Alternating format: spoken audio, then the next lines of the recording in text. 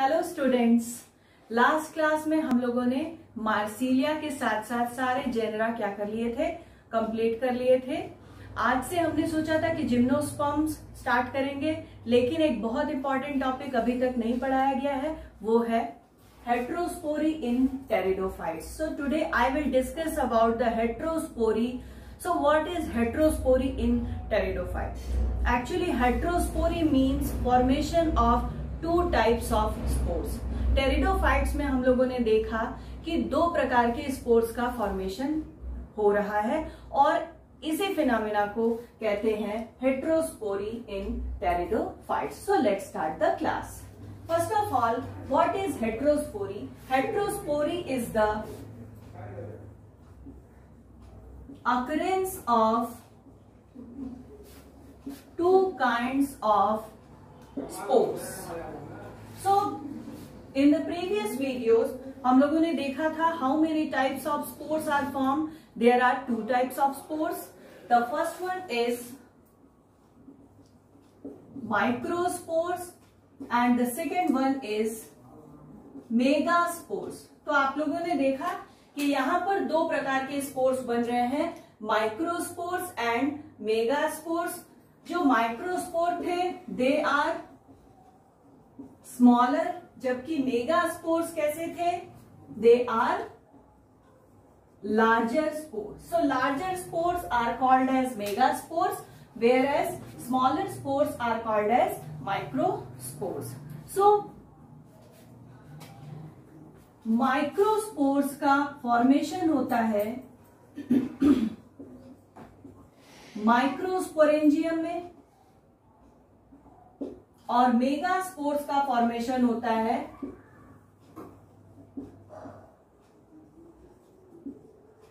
Megasporangium में.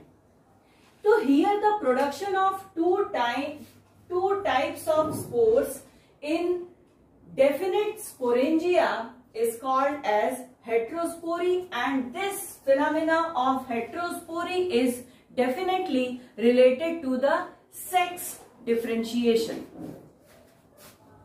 ये क्या करता है, सेक्स डिफरेंशिएशन को दर्शाता है, and this sex differentiation is present in microsporangia and megasporangia. यानी कि माइक्रोस्पोर से फॉर्मेशन होता है किसका, मेल गैमेटोफाइट का, और मेगास्पोर्स जर्मिनेट टू फॉर्म क्या, female gametophyte. So this is called as sex differentiation which is closely related to the microspores and megaspores. So in this way we can say that heterospory is closely associated with the sexual differentiation of the gametophyte. Gametophyte के sexual differentiation से closely related है या closely associated है. Now the phenomena of heterospory is commonly found in 8 genera of pteridophytes. चलिए उनके नाम देख लेते हैं कौन कौन से हैं. First of all Selaginella. Selaginella के बाद है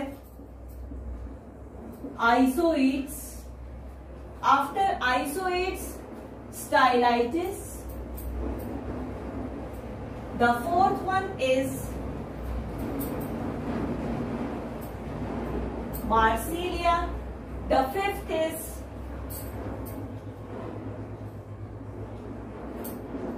Piluralia.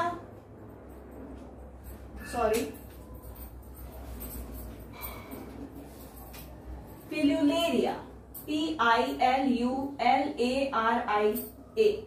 Pilularia. The next one is Ragnelidium. Ragnelidium. The other two genera is Salvinia, and finally heterospory is present in azolla. So these are the genera of pteridophytes in which heterospory occurs. Selaginella, Isoids, Stylites, Marsilia, Tellularia, Regnalidium, Salvinia and Azolla. Now we will see the some advantage points of heterospory. अगर heterospory पाई जा रही है pteridophytes में तो उसका क्या advantage है.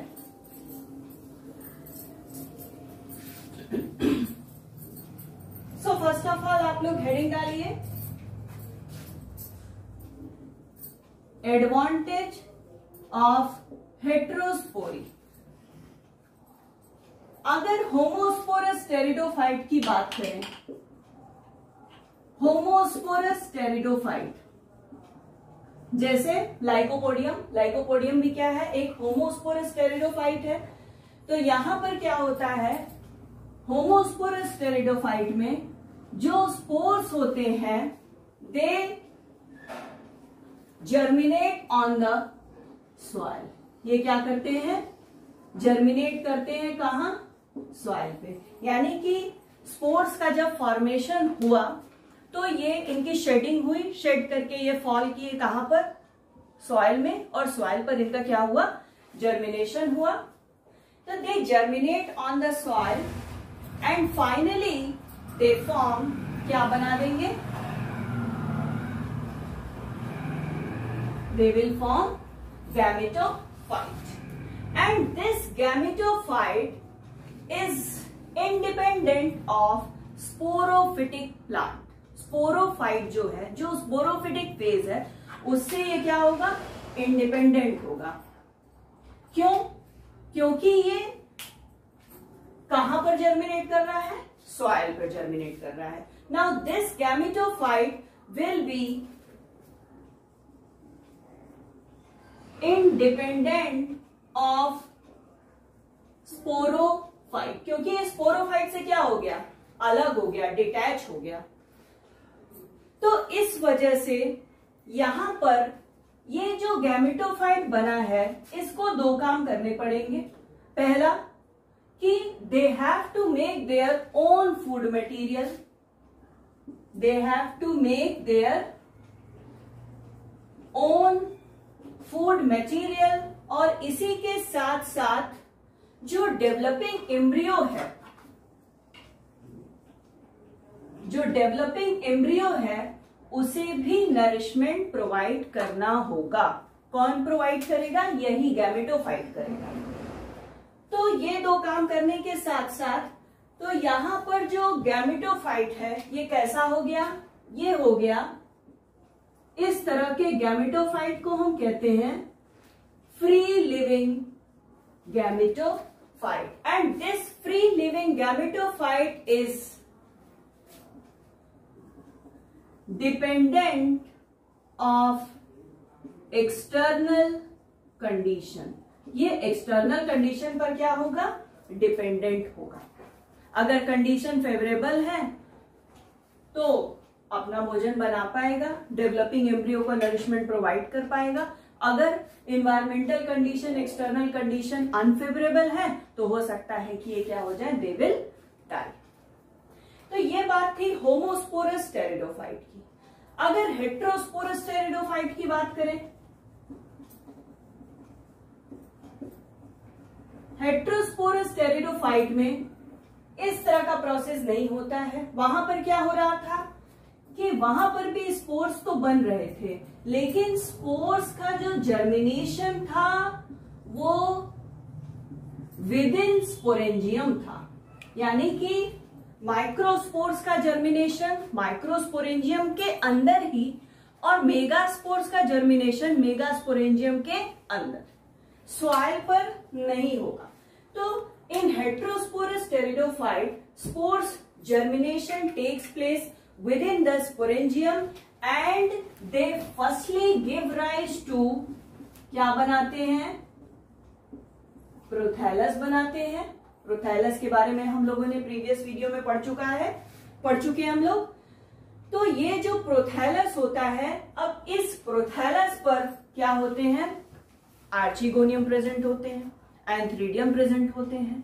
और ये जो प्रोथैलस होता है इसमें राइजोइड्स भी पाए जाते हैं, जिससे जो सॉइल से क्या होते हैं ये अटैच हो जाते हैं और उनसे वाटर और न्यूट्रिएंट्स का अपटेक होता है। तो यहां पर पहले क्या बन गया, प्रोथैलस बन गया। तो यहां पर जो गैमेटोफाइट है, gametophyte obtain their nourishment from the parent plant.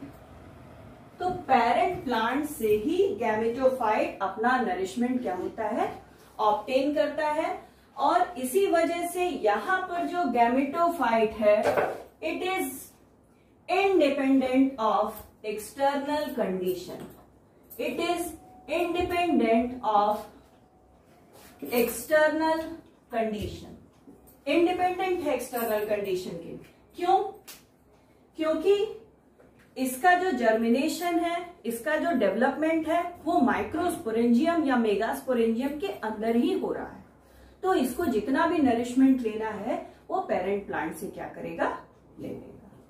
तो this is the difference between homosporous and heterosporous pteridophyte. तो these all the points are considered under the category heterospory, and that's all about the topic heterospory in pteridophyte. In the next video हम लोग बात करेंगे seed habit की।